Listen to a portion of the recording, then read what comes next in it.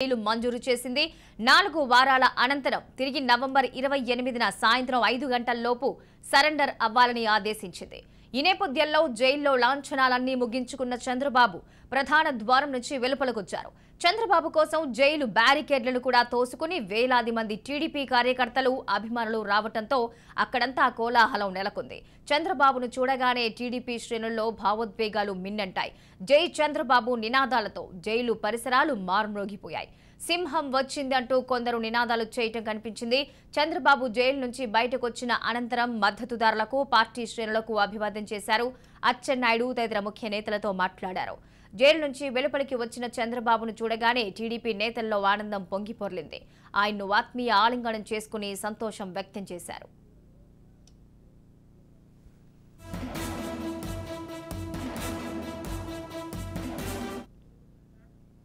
ఇక మరింత సమాచారం రిపోర్టర్ మోహన్ అందిస్తారు. మోహన్, చెప్పండి. నిన్న టీడీపీ అధికార ప్రతినిధితో మాట్లాడినప్పుడు కూడా బెయిల్ వస్తుందనే ఆశ అయితే వాళ్ళలో ఏమాత్రం నిన్న కనిపించలేదు. ఎందుకంటే బెయిల్ వస్తున్న క్రమంలో ఉన్న మద్యం కేసుకు సంబంధించి ఇంకో కేసుని ఫైల్ చేయాల్సిందిగా మళ్ళీ ఇక్కడ నుంచి కొన్ని దాఖలైనట్టుగా పిటిషన్ తెలుస్తోంది.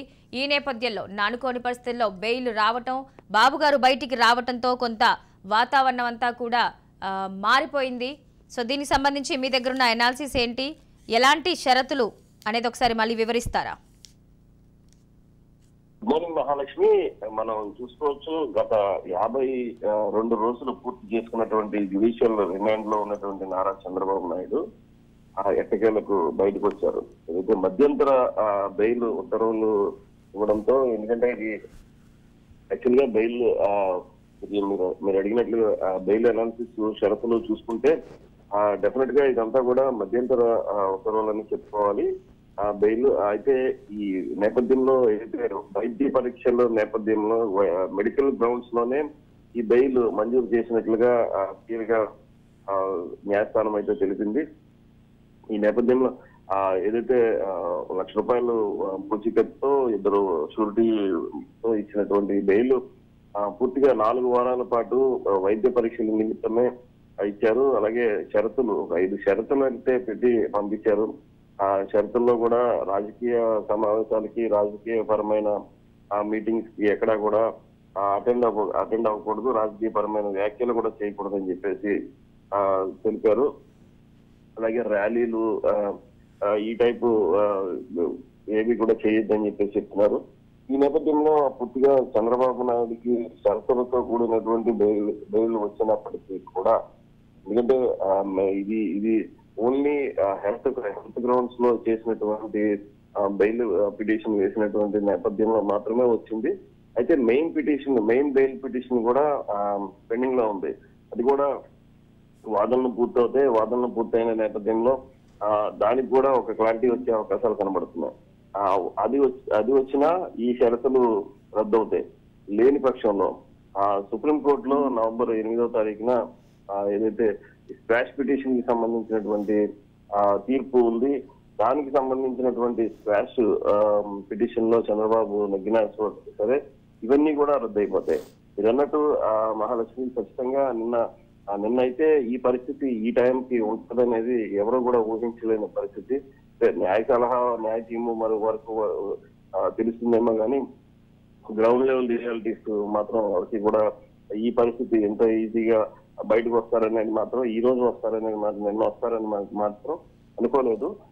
ఈ నేపథ్యంలోనే పూర్తిగా ఏదైతే టీడీపీ తరపునటువంటి లీగల్ టీం ఉందో వాళ్ళు కూడా కొంత ఏదైతే ఈ అప్పీల్ చేశారో అప్పీల్కి సంబంధించి వస్తుందని చెప్పేసి వారు కూడా బయటికి చెప్పకపోవడం అనేది కొంత పబ్లిక్ లో కూడా ఒక్కసారిగా బయటకు వచ్చేటప్పటికి వారు కూడా ఉత్సాహవంతమైన పరిస్థితి కనబడింది. ఒక రకమైన రాజమండ్రి సెంట్రల్ జైలు వద్ద మాత్రం నిన్న ఏదైతే ఈ ప్రొసీజర్ అంతా కూడా పూర్తయి 4 గంటలకు రాజమండ్రి కేంద్ర కారాగారం నుంచి బయటకు వచ్చి, అలాగే ప్రధాన ద్వారం దగ్గరికి వచ్చేటప్పటికి 15 నిమిషాలు పట్టింది. 4-15 నిమిషాలకి ప్రధాన ద్వారం దగ్గరికి చేరుకోవడంతో అక్కడ ఉన్నటువంటి వేలాది మంది జనాలు ఒక్కసారిగా ఆయన చూడాలని మొత్తం పోలీసులు భారీ స్థాయిలో ఉన్నటువంటి పోలీసులందరినీ కూడా ఛేదించుకొని అక్కడ ఏర్పాటు చేసినటువంటి బార్గేట్లన్నింటినీ కూడా తోసుకుంటూ ముందుకు వచ్చి చంద్రబాబుని కలవాలి, చంద్రబాబు చూడాలి ఎలా ఉన్నారు పరిస్థితి అనేది వారందరిలో కూడా కనిపించింది. కొంతమంది మహిళలు అయితే భావోద్వేగానికి గురై కంటి నీరు పెట్టుకొని పర్యాంతం ఏదైతే చాలా దారుణమైన సిచ్యువేషన్ లో వాళ్ళందరూ కూడా ఉన్నారు. చంద్రబాబుని చూసి చలించిపోయినారని చెప్పుకోవాలి. ఇన్ని రోజులుగా ఏ తప్పు చేయనటువంటి చంద్రబాబుని ఇన్ని రోజులుగా జైల్లో పెట్టి ఇలాగా హింసించారని చెప్పేసి ప్రభుత్వంపై మండిపడ్డారు. ఈ నేపథ్యంలో అక్కడ బయలుదేరినటువంటి చంద్రబాబు రాజమండ్రి సిటీ అవుట్స్కట్స్ దాటడానికి 2.5 గంటల సమయం పట్టింది. సాధారణంగా మనం రాజమండ్రి నుంచి విజయవాడ వెళ్ళాలంటే 2.5 3 hours లో వెళ్ళిపోవచ్చు. అటువంటి చంద్రబాబు నాయుడు కాన్వాయ్ లాంటిది అయితే 2 hours లోనే వెళ్ళిపోవాలి.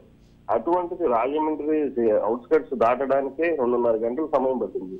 ఈ నేపథ్యంలో అసలు మొత్తం ఇక్కడ నుంచి ఉండవల్లి ఏదైతే ఇంటి దగ్గరికి వెళ్ళినటువంటి చంద్రబాబు నివాసానికి వెళ్ళినటువంటి సమయం పూర్తిగా 14.5 గంటలు.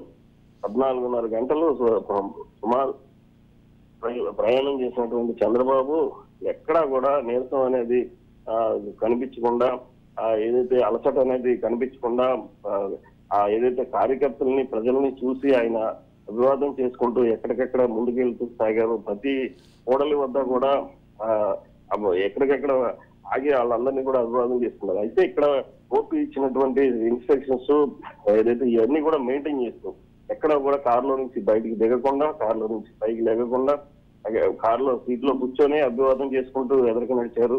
ఎక్కడికెక్కడ నాయకులు కూడా నియోజకవర్గం నుంచి వచ్చినటువంటి నాయకులు హైవే కనెక్టివిటీ ఉన్నటువంటి నియోజకవర్గాలు అన్నింటి నుంచి కూడా ప్రజలు భారీ ఎత్తున రావడం, అది కూడా అర్ధరాత్రి సమయంలో అంతంత మంది రావడం అనేది ఈ ఇటీవల కాలంలో ఇదే ఫస్ట్ టైం చెప్పుకోవచ్చు. ఎందుకంటే విజయవాడ లాంటి ప్రాంతంలో కూడా అర్ధరాత్రి గారు 3:30కి 4 గంటలకి ఈ 1 గంటన్నర అసలు టైం అనేది సంబంధం లేకుండా బాబుని చూడాలని ఒక ఆతృత కనిపించింది వీళ్ళందరిలోనూ. వీరందరూ కూడా వచ్చి 14.5 గంటలు సుదీర్ఘ ప్రయాణం చేసినటువంటి చంద్రబాబు అట్టగాలకు సుమారు 5 గంటల 45 నిమిషాలకి ఇంటికి చేరుకున్నారు.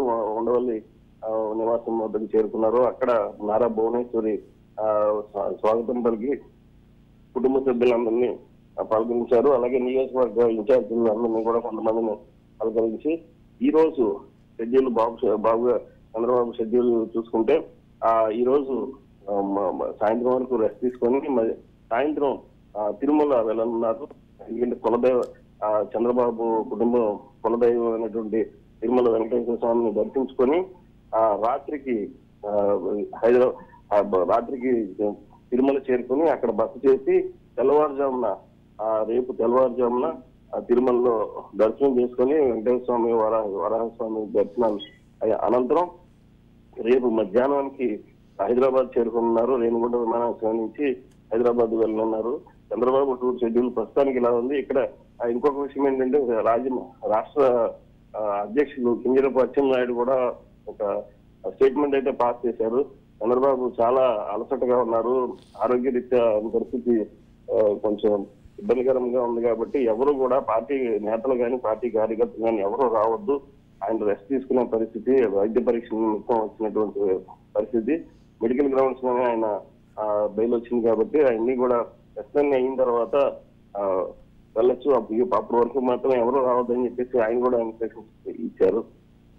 ఈ నేపథ్యంలో రాజమండ్రి సెంట్రల్ జైలు రాజమండ్రి మాత్రం ఊపిరి పీల్చుకుందని చెప్పుకోవాలి. ఎందుకంటే గత 53 రోజులుగా రాజమండ్రి పరిసర ప్రాంతాల్లో కర్ఫ్యూ వాతావరణం, సెంట్రల్ జైలు పరిసర ప్రాంతాల్లో మాత్రం కర్ఫ్యూ వాతావరణం కొనసాగింది.